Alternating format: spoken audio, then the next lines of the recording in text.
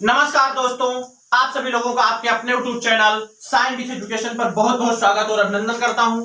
आशा करता हूं आप सभी लोग स्वस्थ होंगे, मस्त होंगे और अपनी तैयारी को बहुत अच्छी तरीके से कर रहे होंगे। पिछली क्लास में हम लोग पढ़े थे पुच्छल तारा के बारे में और बहुत अच्छी तरीके से समझे थे कि पुच्छल तारा जो होते हैं वो क्या होते हैं, उनकी जितनी महत्वपूर्ण पॉइंटें थी हम लोग समझे थे और लिखे थे। आज की क्लास में हम लोग पढ़ेंगे अक्षांश रेखाएं और देशांतर रेखाएं। जो अक्षांश रेखाएं और देशांतर रेखाएं होती हैं ये क्या होती हैं, इनके बारे में बहुत अच्छी तरीके से हम लोग आज की क्लास में समझेंगे। और तो अगर सबसे पहले इनकी बात किया जाए तो समझ लीजिए कि जो अक्षांश और देशांतर रेखाएं होती हैं ये वह काल्पनिक रेखाएं होती हैं जो ग्लोब पर खींची होती हैं। आप सभी लोग ने ग्लोब देखा होगा तो उसमें जो रेखाएं खींची होती हैं वो काल्पनिक रेखाएं होती हैं और उन्हीं रेखाओं को अक्षांश और देशांतर रेखाएं कहा जाता है। तो इन्हीं सब पॉइंटों को नोट करते हुए और समझते हुए हम लोग आगे बढ़ेंगे और बहुत अच्छी तरीके से समझेंगे। तो बिना किसी देरी के हेडिंग डालिए अक्षांश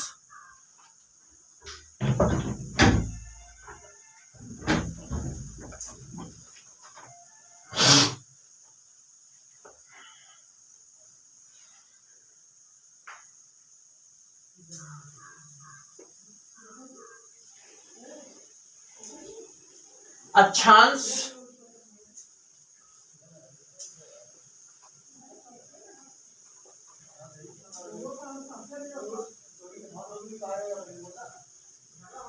और देशांतर रेखा।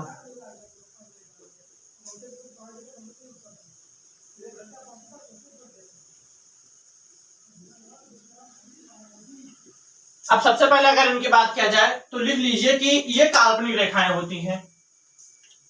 ये जो होती हैं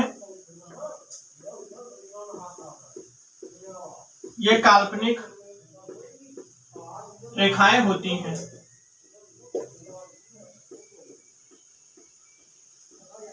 काल्पनिक रेखाएं होती हैं मतलब ये वास्तविक रेखाएं नहीं होती हैं, इनका भी कल्पना ही किया गया है। तो लिख लीजिए कि ये काल्पनिक रेखाएं होती हैं जो ग्लोब पर खींची होती हैं, जो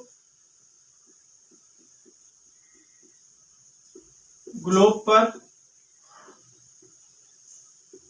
खींची हुई होती हैं।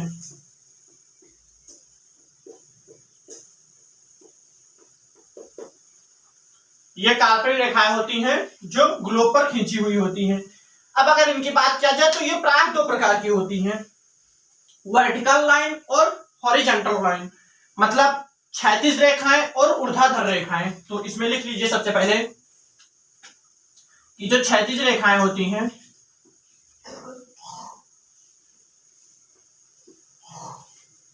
क्षैतिज रेखाएं या हॉरिजॉन्टल लाइन। अब अगर इनकी बात किया जाए तो ये जो होते हैं ये ताप और जलवायु का वितरण करते हैं। मतलब जो क्षैतिज रेखाएं होती हैं मतलब अक्षांश रेखाएं जो होती हैं वो ताप और जलवायु का वितरण करती हैं। और ये ऐसे समझ लीजिए कि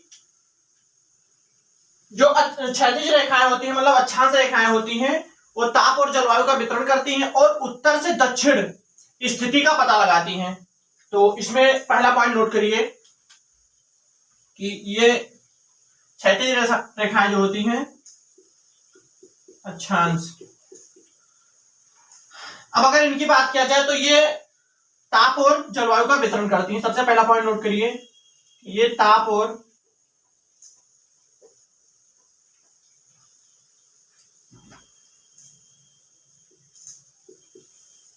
जलवायु का वितरण करती हैं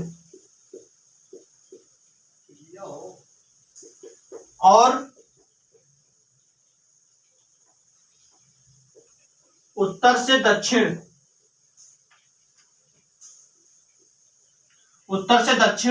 स्थिति का पता लगाती हैं।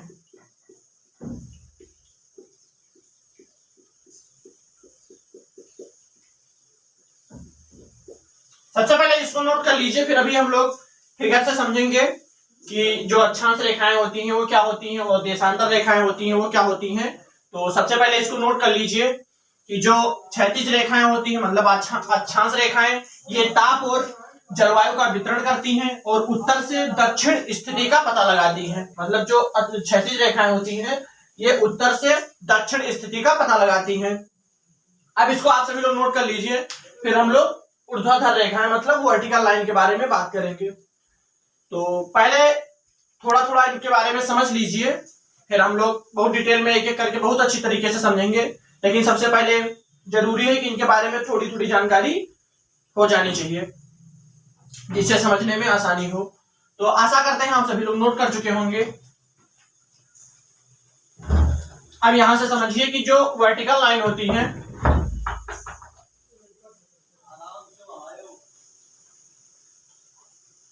वर्टिकल लाइन या ऊर्ध्वाधर रेखाएं, तो इसमें लिखिए ऊर्ध्वाधर रेखाएं।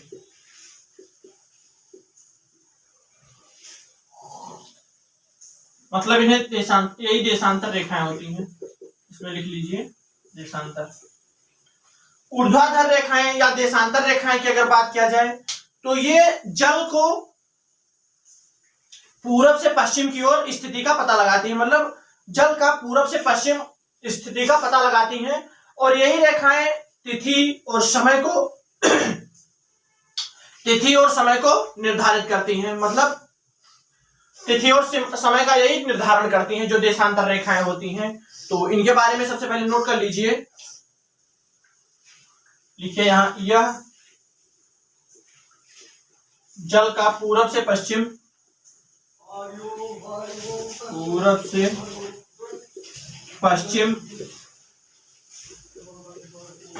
स्थिति का पता लगाती हैं।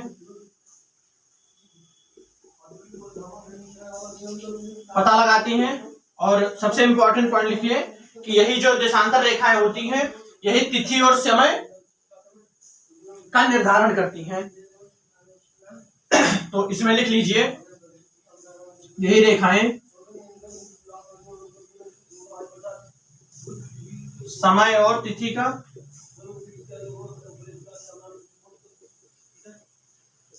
निर्धारण करती हैं।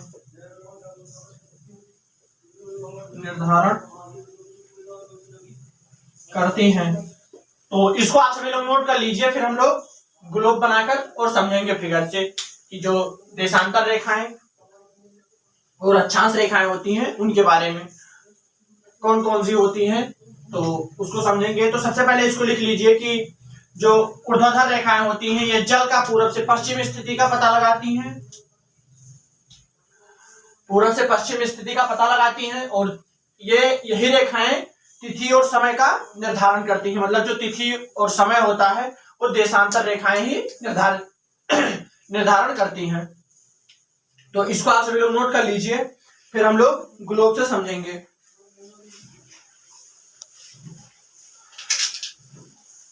तो आशा करते हैं आप सभी लोग इसको नोट कर चुके होंगे। बहुत ध्यान से समझिएगा। यहां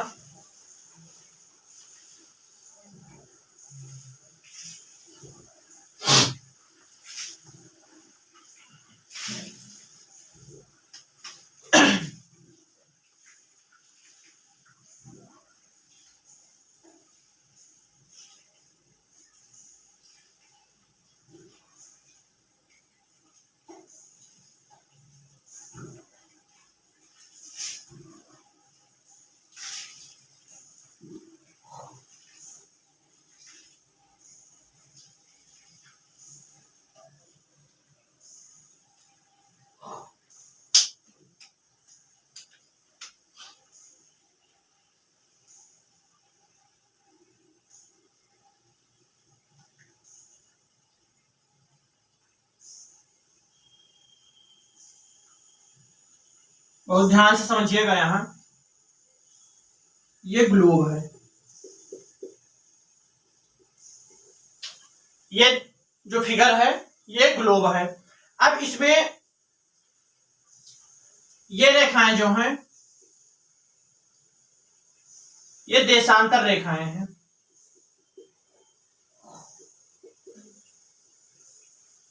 और ये जो हैं वो अक्षांश रेखाएं हैं।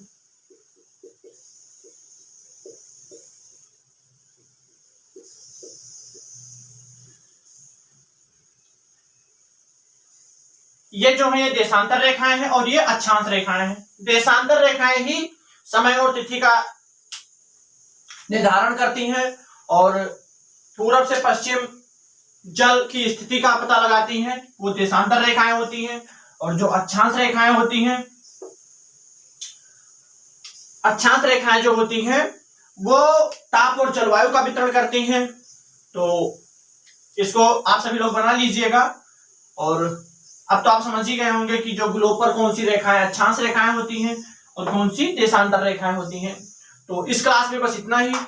अगली क्लास में हम लोग इसको एक एक करके, मतलब अक्षांश रेखाएं और देशांतर रेखाएं को एक एक करके बहुत अच्छी तरीके से समझते हुए और पढ़ते हुए आगे बढ़ेंगे। तो इस क्लास में बस इतना ही। क्लास कैसे लगी कमेंट बॉक्स में जरूर बताएं। और आप सभी लोगों से निवेदन करता हूं कि अपने क्लास को सभी दोस्तों में शेयर करें, सब्सक्राइब करें और बेल आइकन प्रेस करना ना भूलें, जिससे कि हमारे क्लास का जो नोटिफिकेशन होता है वो सबसे पहले आप तक पहुंचे और अपनी तैयारी को बहुत मजबूती बना पाए। तो मिलते हैं अगली क्लास में एक नई जोश और नई उमंग के साथ। तब तक के लिए जय हिंद, जय भारत।